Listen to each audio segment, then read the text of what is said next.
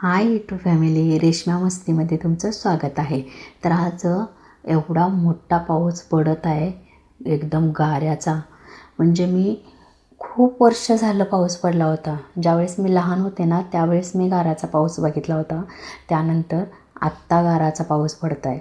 एवढा मोठा गाऱ्याचा पाऊस आहे ना, काय सांगू. दुपारी आम्ही जेवण करून झोपलो होतो, तर एकदम असा फटाफट फटाफट आवाज येत होता. तर म्हटलं खिडक्यावरती काय येतं, म्हणजे आवाज येतं आहे.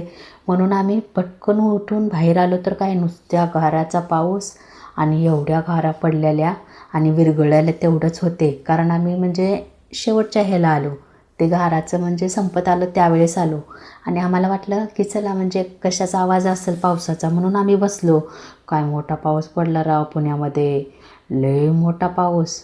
एवढ्या मोठ्या मोठ्या गारा आम्ही बेसायचे आणि खायचं पण तेवढंच चालू होतं माझं. अहो म्हणजे इतकं खुश वाटत होतं, कारण लहानपणी गाऱ्याचा पाऊस बघितलेला, त्याच्यानंतर बघितलाच नव्हता. तर तुमच्याकडं गाऱ्याचा पाऊस पडला का नाही ते सुद्धा तुम्ही कमेंटमध्ये सांगू शकताय. आणि माझ्या चॅनलला जे कोणी लाईक सबस्क्राईब केलं नसेल त्यांनी लाईक करा, सबस्क्राईब करा. आणि हा ब्लॉग तुम्हाला कसा वाटला, छोटासा ब्लॉग माझा, ते सुद्धा तुम्ही सांगू शकताय. आणि असं एकदम मस्त वातावरण आहे. असं म्हणजे आम्ही किती 12व्या मजलीवर आहे, म्हणजे 12व्या मजलीवर आम्ही राहतो. तर खाली पण तेवढंच असं पांढरं शुपट दिसत होतं आणि गॅलरी पण पूर्ण भरलेली होती. पण खरंच खूप छान वाटलाच पाऊस पडला. म्हणजे पावसाळ्यातसुद्धा असा गाऱ्याचा पाऊस नाही पडणार, एवढा गाऱ्याचा पाऊस पडला आहे. बघा ना किती मस्त आहेत गारा.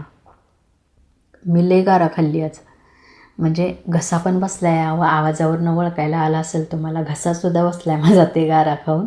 कारण खूप गाऱ्याचा पाऊस पडला, एकदम मस्त छान प्रसन्न झालं असं आम्ही सगळेजण.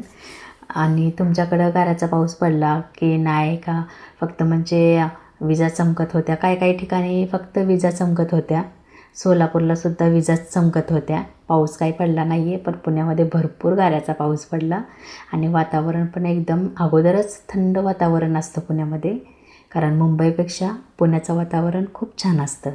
आणि त्यात पाऊस पडल्याला एकदम मस्त वाटत होतं, की म्हणजे बाहेरून आतमध्ये जायचं मनच करत नव्हतं माझं. तर ते बघा कसला पडतं गारा. आणि आता पाऊस पण म्हणजे संपत आला आहे, तर म्हणलं आता बघूया जाऊया. आणि मस्त आम्ही चहा बनवला, चहा आणि पकोडे मस्त खायचे. अहो पावसामध्ये चहा आणि पकोडे खाण्याची वेगळीच मजा असते. तर कोणाकोणाला चाय आणि पकोडे आवडतात ते सुद्धा तुम्ही कमेंटमध्ये सांगू शकताय. ओके.